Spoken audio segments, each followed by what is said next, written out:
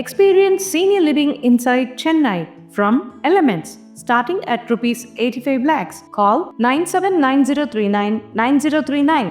புதுக்கோட்டை மாவட்டம் குளத்தூர் வட்டம் குண்டாண்டார் கோவில் அருகேயுள்ள கூகூர் கிராமத்தில் கட்டுமான சிதிலங்களுடன் இருந்த மேட்டு பகுதியை ஓராண்டிற்கு முன் உள்ளூர் மக்கள் சுத்தம் செய்த போது ஒரு முழுமையான லிங்கமும் நந்தியும் கிடைத்துள்ளது.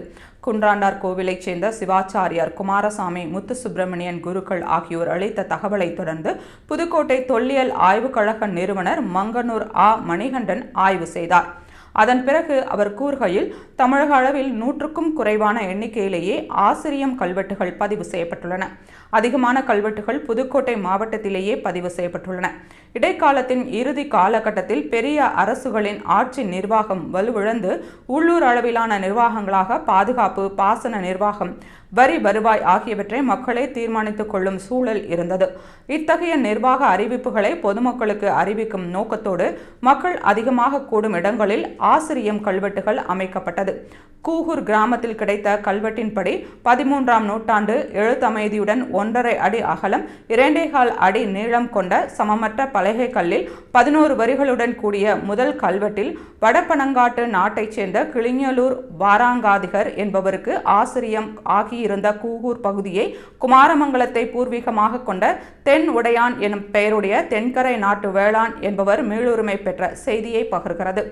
இரண்டாவது கல்வெட்டு 14ஆம் நூற்றாண்டைச் சேர்ந்த எழுத்தமைதியுடன் தோரண வாயில் புடைப்புடன் மங்கள வரியில் தொடங்கி சிவ உரை அரையர்களில் சேர்ந்த மனுக்கு திருஞான சம்பந்த பிள்ளை அடி ஆசிரியம் என்ற செய்தி பொறிக்கப்பட்டுள்ளது.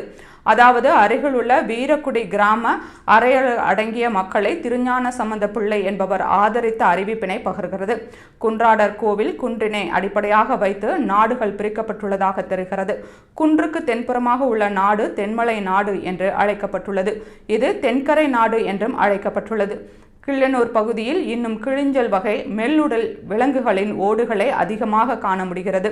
அந்த விதத்தில் இவ்வூர் 13ஆம் நூற்றாண்டு காலத்தில் இங்கு கிடைத்த ஒரு தொன்ம படிவங்களின் அடிப்படையில் கிளிஞலூர் என்றும் அழைக்கப்பட்டிருப்பதை இக்கல்வெட்டு சான்று வெளிப்படுத்துகிறது என புதுக்கோட்டை தொல்லியல் ஆய்வுக் கழக நிறுவனர் மங்கனூர் மணிகண்டன் குறிப்பிட்டார்.